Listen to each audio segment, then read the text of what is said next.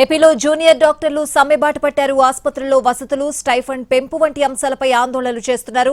తెలంగాణ కంటే తమకు స్టైఫండ్ చాలా తక్కువ ఉందని అంటున్నారు. ఉదయం 9 గంటల నుంచి 1 గంట వరకు సర్జరీలు సహా అన్ని సేవలు నిలిపివేస్తామని ప్రకటించారు. తమ డిమాండ్లు నెరవేరకపోతే సమ్మె ఉధృతం చేస్తామంటున్నారు జూనియర్ డాక్టర్లు.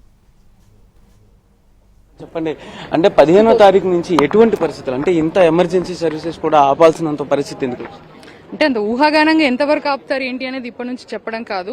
ప్రస్తుతం ఉన్న ఫేర్ డిమాండ్స్ ని వాళ్ళు ఒకవేళ మాకు ఆ టైం లోపు కానీ మేము అడిగిన డిమాండ్లను కానీ చేసేసినట్లయితే అంతవరకు ఉన్న సిచ్యువేషన్ కాదు.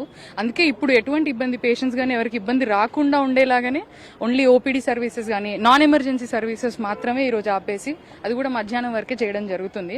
15 తారీఖు తర్వాత ఏమవుతుంది అనేది మళ్ళీ అందరం కూర్చొని ఒకసారి డిస్కషన్ చేసి కానీ అప్పుడు మీకు మళ్ళీ చెప్తాం. సో అది పరిస్థితి. 15వ తారీఖు వరకు కూడా మధ్యాహ్నం 1 గంట వరకు అన్ని సర్వీసెస్ ఆపేయడం, ఓన్లీ ఎమర్జెన్సీ చేయడం జరుగుతుందని చెప్తున్నారు.